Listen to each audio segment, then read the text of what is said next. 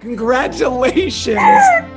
You're kidding me! No way! You are Marie Lauren, all the light we cannot see.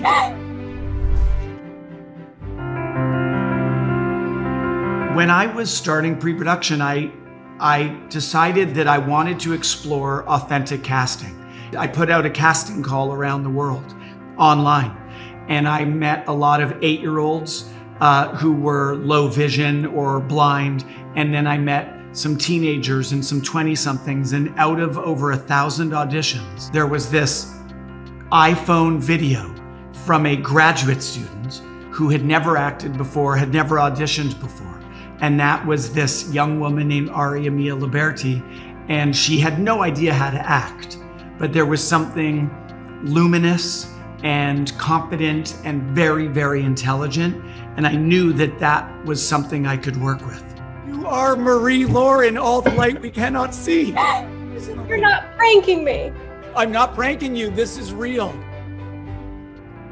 When you hear that it's someone who has never acted before, you think, okay, here we go.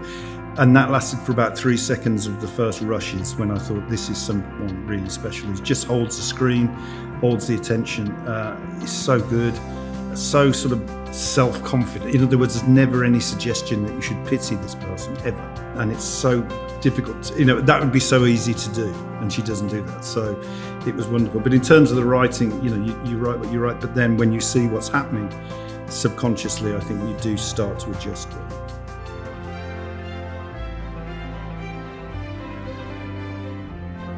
I am so grateful to Aria, and I am so grateful that we found you. And I will say, on set, Aria would every day teach me something.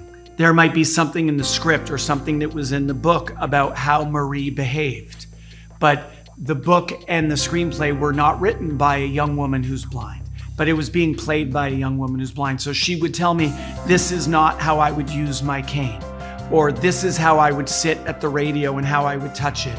Every day there were behavioral details that Aria taught me, and those are all in the show. Où que vous soyez dans le monde, je prie pour que le signal de cette radio vous parvienne. There was a blind consultant or associate producer named Joe Strecce, and Joe is a man who is blind. And normally he works on shows and movies, like he worked on your show C on Apple, to instruct sighted actors how to play a blind character. This was the first time ever that Joe worked on a show where the actor was also blind like him. So Joe's job became safety and accessibility on set, and also historic research.